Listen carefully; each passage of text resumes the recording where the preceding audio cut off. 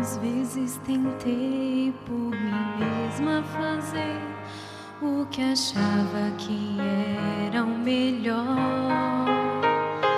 Não buscava conhecer os teus planos pra mim. Pelo mundo andei sempre só. Tudo que sonhei e tentei fazer sozinha eu não consegui. Imensamente maiores são teus planos pra mim. Por isso quero de ti depender, meu Senhor. Troco a cada dia os meus sonhos pelos sonhos de Deus, que são de alegria e prosperidade.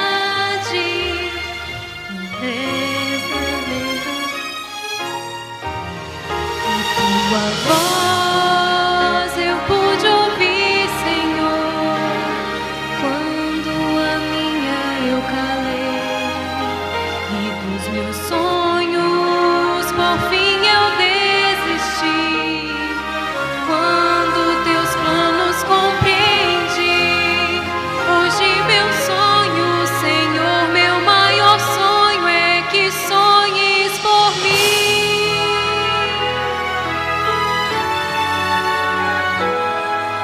Teus sonhos, Senhor, são maiores que os meus, não os posso nem comparar. Uma vida feliz são teus planos pra mim. Como pude de ti duvidar? Sei o quanto me amas e quer fazer meu mundo muito melhor. E por isso hoje vem os meus sonhos, ó Pai, confiar aos cuidados de ti, meu Senhor. Troco a cada dia os meus sonhos pelos sonhos de Deus, que são de alegria e prosperidade. Completa paz ao lado teu. E tua voz eu pude ouvir, Senhor, quando a minha voz calei. E dos meus sonhos por fim eu desisti, quando teus planos compreendi. Hoje meu sonho, Senhor, meu maior sonho é que sonhes por mim.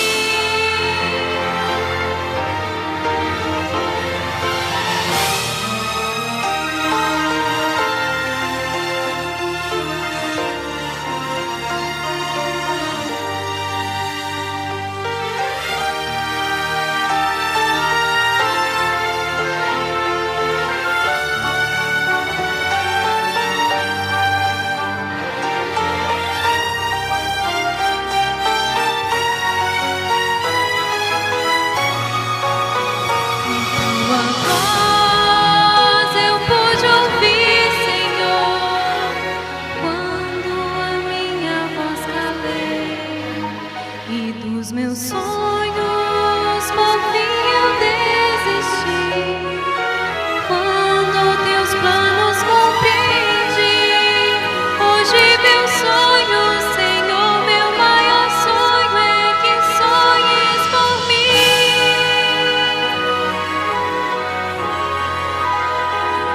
Hoje meu sonho, Senhor, meu maior sonho é que sonhes por mim.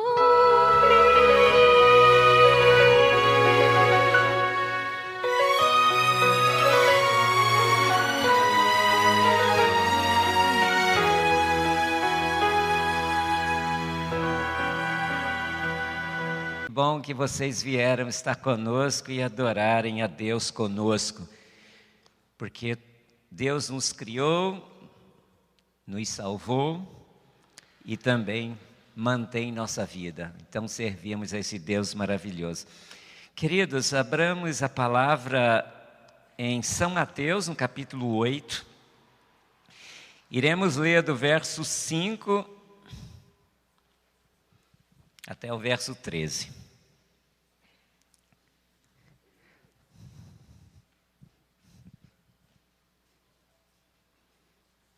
São Mateus 8, de 5 a 13.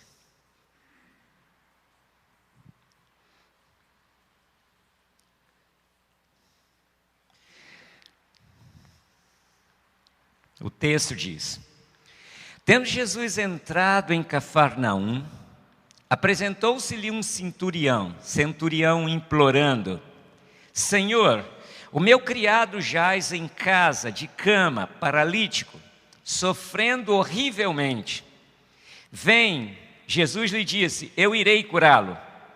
Mas o centurião respondeu: Senhor, não sou digno de que entres em minha casa, mas apenas manda com uma palavra e o meu rapaz será curado. Pois também sou homem sujeito à autoridade. Tenho soldados às minhas ordens e digo a este, vai, e ele vai. E a outro, vem, e ele vem. E ao meu servo, faze isto, e ele o faz. Ouvindo isto, admirou-se Jesus e disse aos que o seguiam: em verdade vos afirmo que nem mesmo em Israel achei fé como esta. Digo-vos que muitos virão do Oriente e do Ocidente e tomarão lugares à mesa com Abraão, Isaque e Jacó no reino dos céus, ao passo que os filhos do reino serão lançados para fora, nas trevas. Ali haverá choro e ranger de dentes. Então Jesus disse ao centurião: vai-te e seja feito conforme a tua fé. E naquela mesma hora, o servo foi curado. Essa é uma história muito linda, mas se você lê essa mesma história em São Lucas, no capítulo 7, Lucas nos dá mais informações que Mateus não cita. E eu gostaria de lhes convidar a abrir também em São Lucas capítulo 7, a sua Bíblia. Começando pelo verso 1, só o início que é diferente. Diz a Bíblia: tendo Jesus concluído todas as suas palavras dirigidas ao povo, entrou em Cafarnaum. E o servo de um centurião, a quem este muito estimava, estava doente, quase à morte.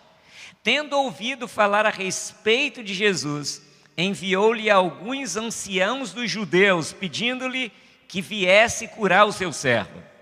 Estes, chegando-se a Jesus, com instância lhe suplicaram, dizendo: ele é digno que faças isto, porque é amigo do nosso povo, e ele mesmo nos edificou a sinagoga. Veja que Lucas dá mais detalhes. Na verdade, esse centurião não foi falar com Jesus a princípio, ele enviou alguém. Primeira coisa que quero partilhar com vocês: o que era um centurião? Centurião era um homem que cuidava, um oficial do exército romano que dirigia, liderava 100 soldados. Ele poderia ser considerado um capitão, dentro do contexto que temos hoje de militarismo, porém com muito mais poder e influência. Esses centuriões geralmente mantinham a lei romana e a ordem em cidades, como essa de Cafarnaum, em que esse centurião liderava os soldados romanos para impor a ordem e a lei romana nesta cidade. Certamente foi criado e educado na cultura romana, logo era um pagão, adorador dos deuses, e adorava o próprio imperador como um deus. Era uma pessoa que não teve o privilégio de nascer num ambiente onde o verdadeiro Deus era adorado e onde se aprendia desde a infância a conhecer a sua vontade. No entanto, quando ele entrou em contato com o povo de Israel, quando ele veio viver entre esse povo subjugado, ele creu no Deus desse povo que eles haviam subjugado. Por que estou me referindo a isso? Sabe, queridos, naqueles dias a guerra não era entre forças armadas, mas era entre deuses.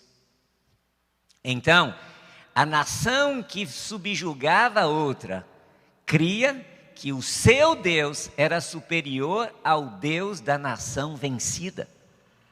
Então, para esse homem pagão, adorador de ídolos e adorador do próprio rei, do próprio imperador, agora se tornar um adorador do único Deus, Criador dos céus e da terra, o Deus que os judeus criam, ser criador de todas as coisas, era um desafio para ele. Era fácil ele pensar: como vou adorar um Deus que não teve poder para proteger a sua nação? Logo, o meu Deus, o Deus que governa a minha nação, é mais poderoso do que Jeová, o Criador de todas as coisas, como dizem os judeus. No entanto, irmãos, quando esse homem entrou em contato com a verdade, ele abriu o seu coração para a verdade e Deus se tornou o Senhor de sua vida. Irmãos, não é lindo a gente ver pessoas desfavorecidas abrindo o coração para o Senhor? Sabe, hoje, um dos países onde o evangelho, o cristianismo tem crescido mais é a China. Um lugar que antes era praticamente impossível ser cristão, agora o evangelho está crescendo de maneira acentuada. É evidente que nós não temos um controle completo. As igrejas lá, as igrejas adventistas na China ainda são um tanto independentes, porque não temos total controle e acesso à igreja mundial sobre eles, mas está crescendo e crescendo muito. É como Jesus falou: no dia que ele voltar, pessoas do Oriente e do Ocidente se sentarão à mesa com Abraão, Isaque e Jacó, e os filhos do reino estarão excluídos desse privilégio. Irmão querido, louvado seja o nome de Deus, porque o evangelho tem crescido. Não como deveria, mas tem crescido.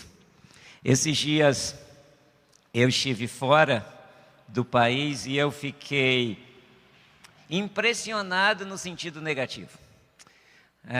Nós fomos na região onde o adventismo praticamente começou e onde os Estados Unidos começaram, na verdade. A Nova Inglaterra, onde tem 3 estados ali, onde chegaram os primeiros americanos, vamos dizer, fugindo da Inglaterra e tentando a nova vida ali. E sabe, queridos, ali é um local rico de história. Eles estavam fugindo da perseguição na Europa e agora criaram um país onde eles diziam estar livres para adorar a Deus segundo os ditames da sua própria consciência. Mas sabe, é triste ver o que está acontecendo na Europa e nos Estados Unidos. Ao chegar lá, há 7 anos atrás, eu estive nesse mesmo lugar e fui num colégio nosso, numa faculdade chamada Atlantic Union College. Um colégio lindo. Ali eu vi o púlpito e tirei foto em que Guilherme Miller pregou muito dos seus sermões. Vi lugares onde a primeira igreja adventista começou, lugares fantásticos.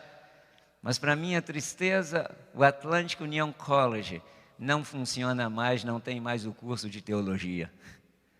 O nosso hospital adventista em Washington não é mais administrado pela igreja.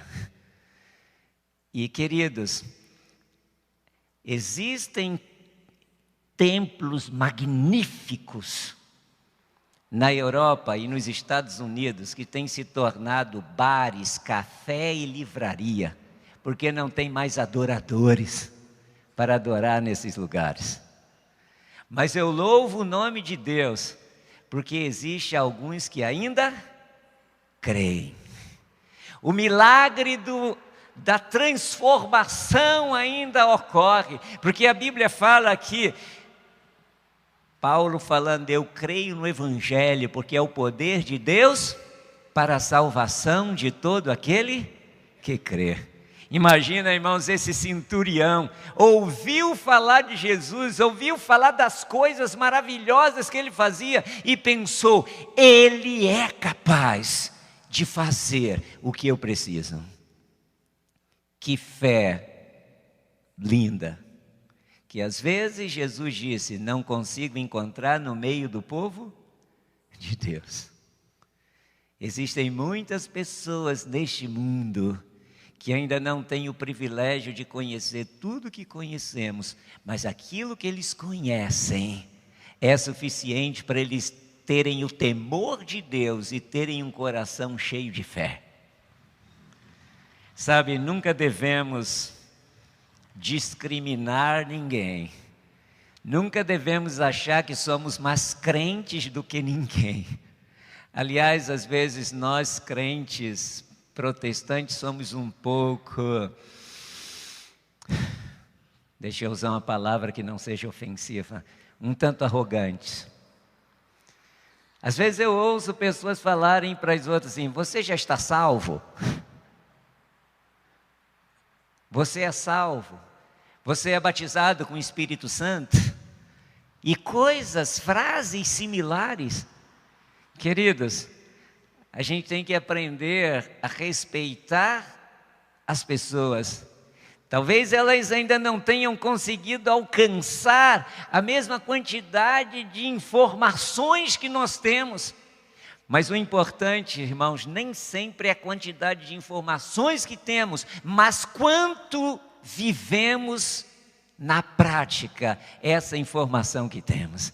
A questão não é quanto a luz você já adquiriu, é quanto dessa luz você vive. Esse homem vivia a luz que havia recebido. Ele creu em Cristo e ele estava ansioso, esperando Jesus chegar, porque o seu servo estava enfermo, porque ele cria com toda a força do seu coração que Jesus ia curá-lo, tinha poder para curá-lo, ele creu. Segundo aspecto que eu quero analisar, é que o homem que ele estava pedindo para ser curado era um escravo. Vocês se lembram por quanto José foi vendido para o Egito? Por quantas moedas? 20, não confunda com 30, 30 foi Jesus. José 20 e Jesus 30 moedas de prata, certo? Agora, 30 moedas de prata não era muito dinheiro. Vocês podem ver que um escravo era um artigo barato e era considerado propriedade do seu senhor. Logo, um escravo era alguém meio descartável. E se ele fosse uma pessoa que trouxesse problema, o seu senhor poderia matá-lo, porque ele era uma propriedade. Queridos, esse homem, esse centurião, podia tratar esse escravo como mercadoria, mas ele tratou esse homem com dignidade, respeito e bondade. Toda pessoa que nasce de novo, quando Deus entra na vida de alguém, essa pessoa tratará os outros com respeito, consideração e bondade. Eu me lembro de uma história que o pastor Bulhão um dia contou. Eu achei muito interessante. Ele falou que estava pregando num país, na Argentina, num país de fala espanhola, castelhana, e ele estava se sentindo mais em casa então. E ele disse que ele ia pregar numa igreja, era uma grande igreja, mas então ele ia pregar ali, não no auditório. E ele estava na parte de trás da igreja. Eu acho que quem se aproximou do pastor Bulhão sabe que ele não, quando ele ia pregar, ele não ficava junto das pessoas. Geralmente ele ficava num canto lá, meditando, concentrado em oração. E então alguém chegou lá para falar para ele que havia acontecido algo muito desagradável. E o que tinha acontecido? O seguinte, irmãos, uma prostituta da cidade foi à igreja para assistir o culto, porque ouviu dizer que o pastor Bulhão estaria ali para pregar. Só que o problema é que ela estava vestida como prostituta. E vocês sabem como prostitutas se vestem.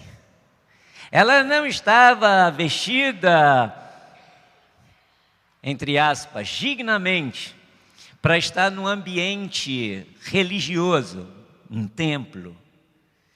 E então, havia uns irmãos ali na porta, os diáconos. Espero que nossos diáconos aqui sejam bem mais atenciosos, bondosos e cristãos. Falaram para a mulher: olha, você não pode assistir o culto com esse tipo de roupa que você está. E ela falou: mas é que eu não tenho outra roupa para colocar, e também se eu for em casa para trocar de roupa, quando eu chegar aqui já vai ter terminado o culto. E eu ouvi falar do pastor Bulhão e eu quero tanto ouvi-lo. Mas falaram: lamento, com essa roupa, com essa vestimenta, você não entra. Ela insistiu muito, mas o diácono foi muito taxativo: aqui não. Ela saiu chorando e foi embora.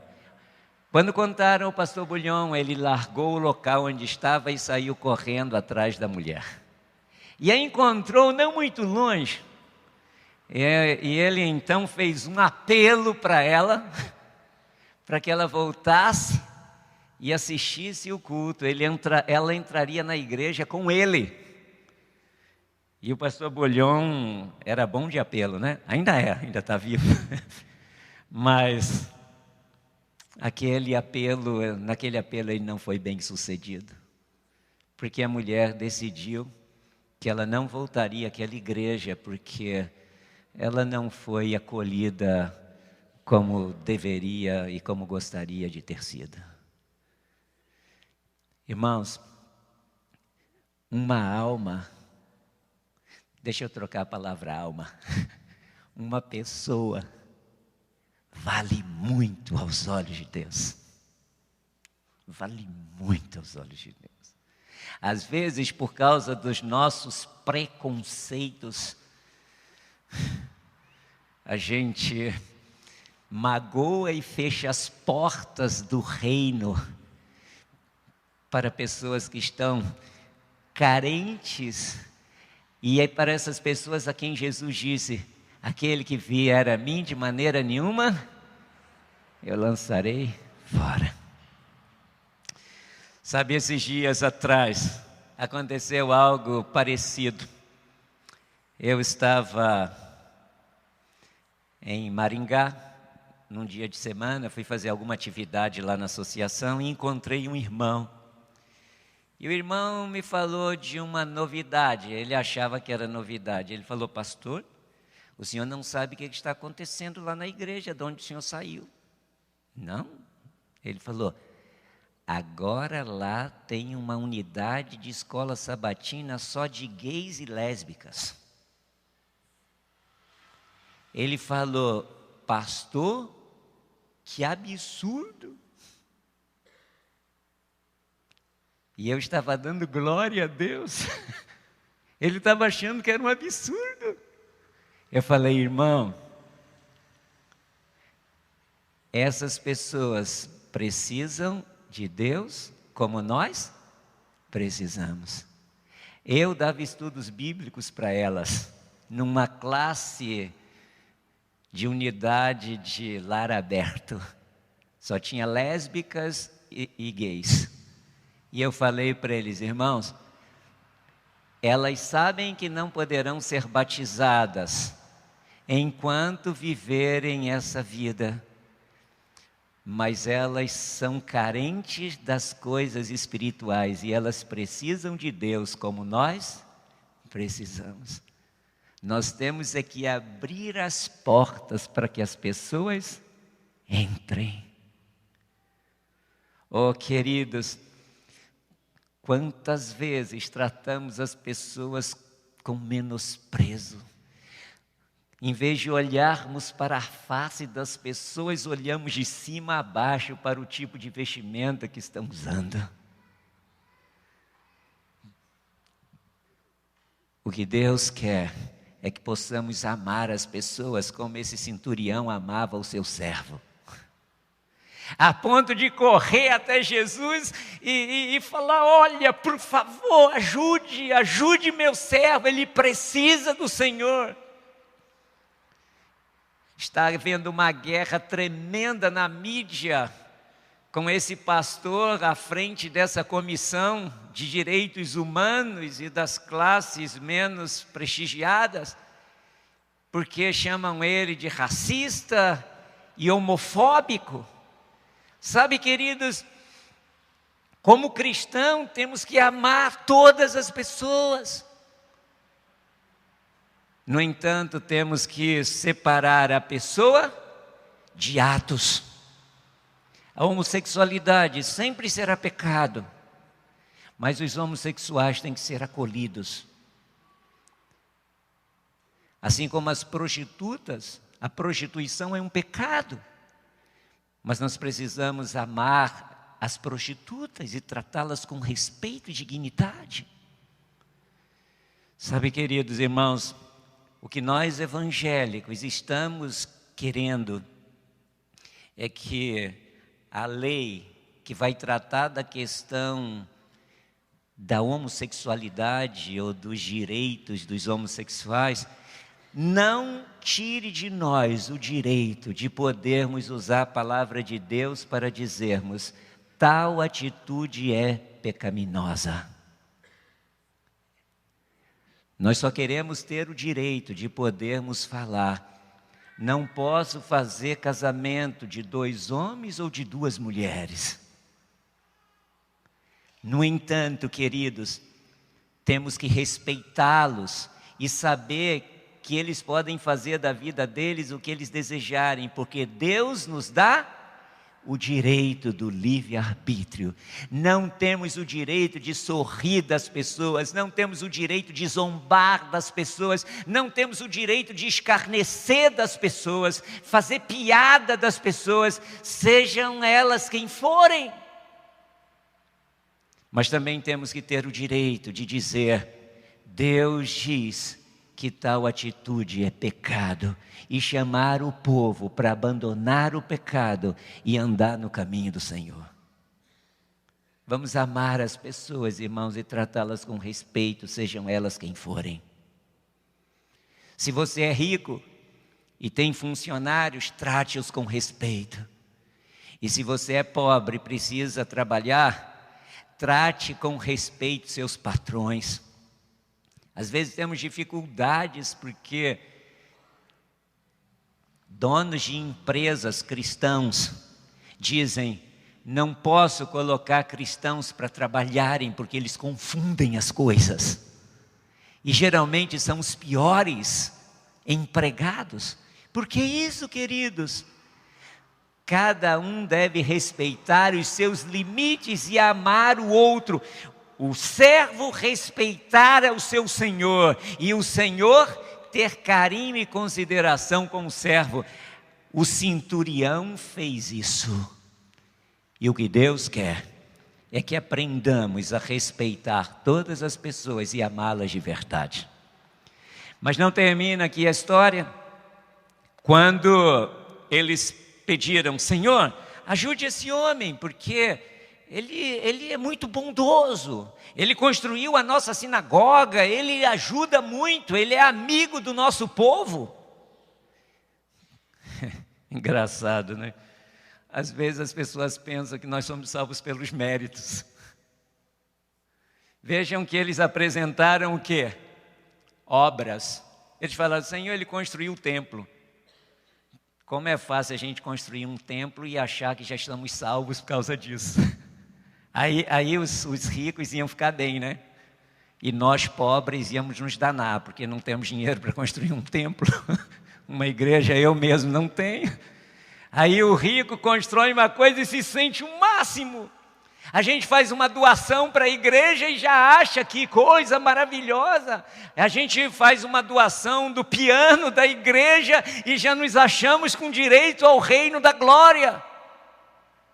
Queridos, olha, esses homens religiosos chegam para Jesus e falam assim: Jesus, atenda a ele porque ele merece.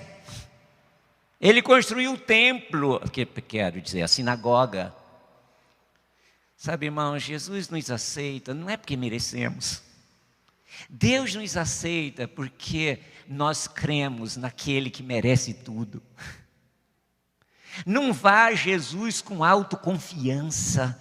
Não vá a Ele pensando que você merece alguma coisa por sua bondade, por sua dignidade, pelo seu modo de viver. Não é a nossa moralidade que nos recomenda para Deus, mas é a nossa necessidade dEle e o nosso desejo de buscá-lo. Não guarde a lei para ser salvo, porque senão você estará perdido. Queira guardar a lei, porque Deus já entrou no seu coração e fez a mudança completa da sua vida. Só guardamos a lei quando Deus nos regenera, quando o novo nascimento ocorre. Senão será a mesma coisa de pedir para um macaco abandonar o uso da banana e colocar uma porção de bananas na frente dele, tudo madurinha, achando que só pelo nosso conselho ele vai mudar.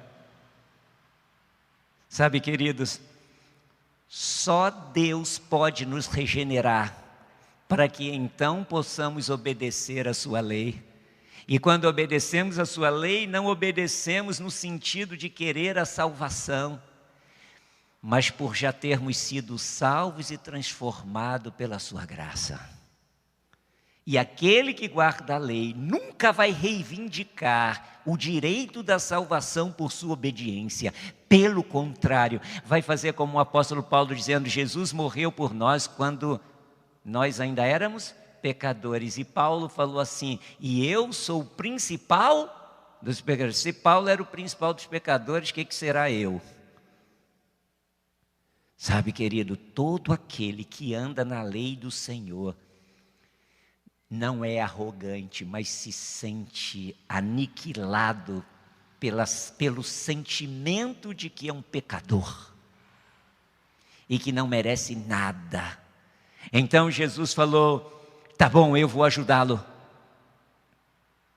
eu vou curar o servo.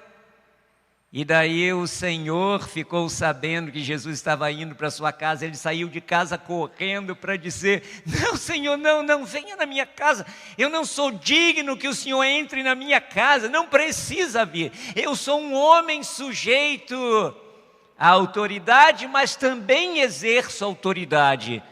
E eu mando meu soldado fazer algo, ele faz. Eu mando um servo fazer alguma coisa e ele obedece. Então o Senhor só precisa mandar e a enfermidade sairá. Queridos, a enfermidade não era uma coisa qualquer. Não era um resfriadozinho. Ele estava com paralisia e prestes a morrer. Era uma doença grave, não havia tratamento para aquela enfermidade. Mas aquele homem falou: eu creio. O Senhor só precisa dar uma ordem. Que fé! Não, irmãos? Que fé!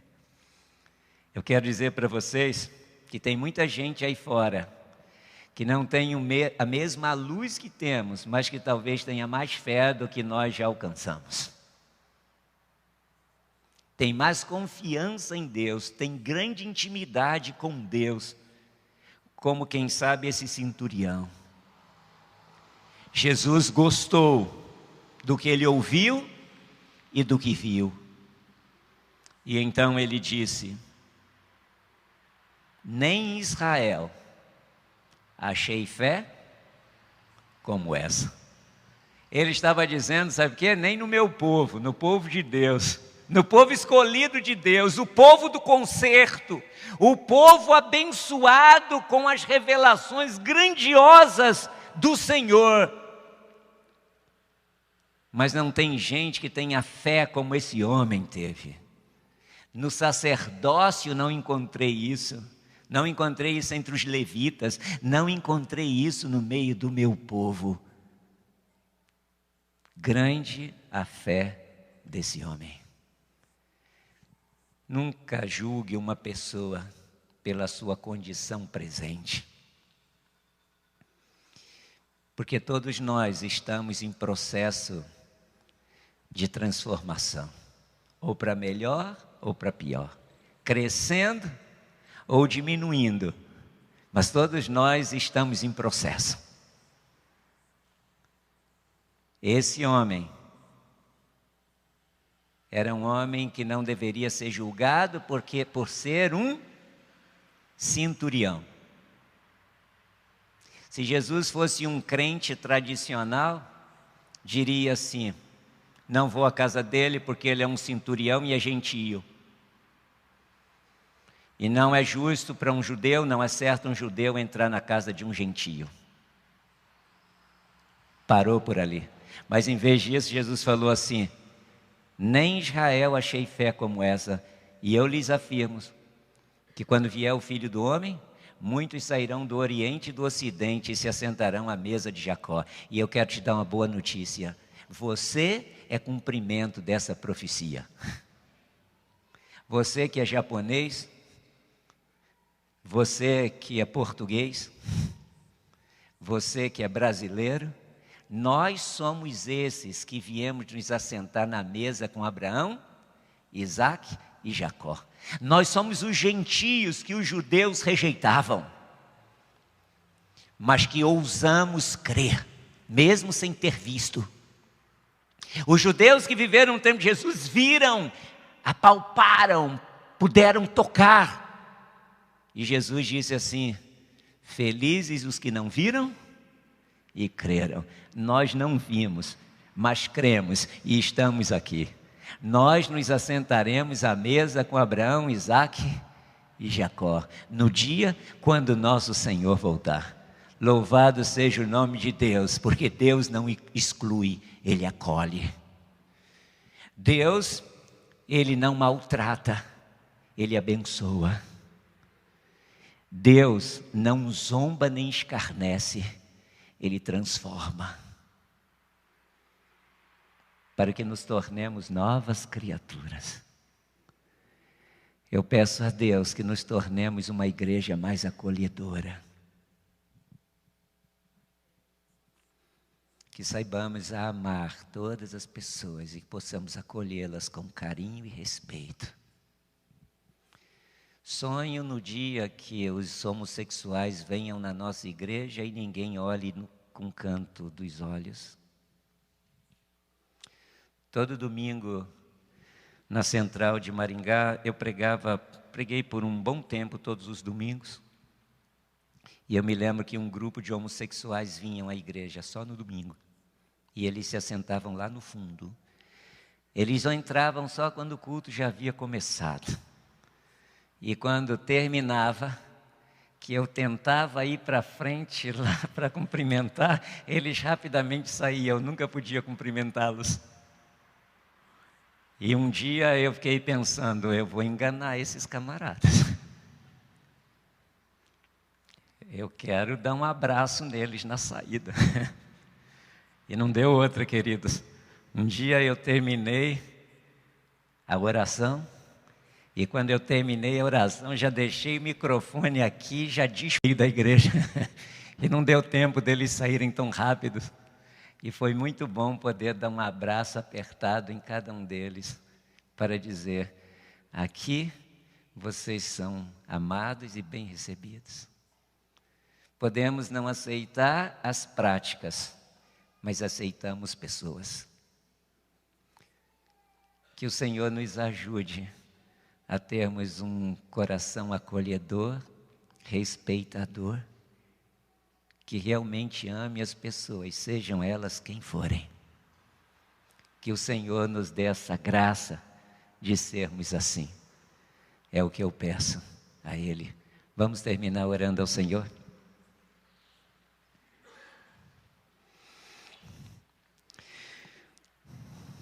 Pai do céu, obrigado porque está registrado em Sua palavra a afirmação tão sublime de Jesus: aquele que vier a mim, de maneira nenhuma lançarei fora.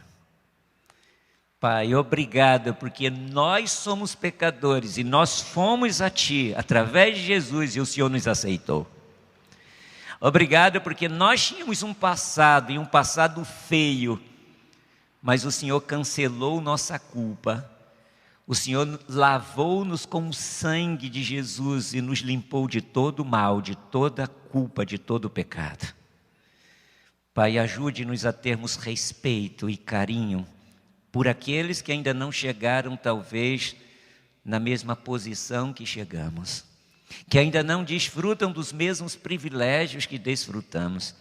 Ajude-nos a olharmos para as pessoas com carinho, com respeito, que possamos valorizá-las, mesmo aquelas que o mundo diz que são indignas, que possamos olhá-los como pessoas dignas, pessoas por quem o Senhor Jesus derramou o seu sangue, e pessoas que, se permitirem, o Senhor salvará. Por favor, Pai, ajude-nos a termos fé como daquele centurião, que mesmo tendo sido criado no paganismo, se tornou um cristão.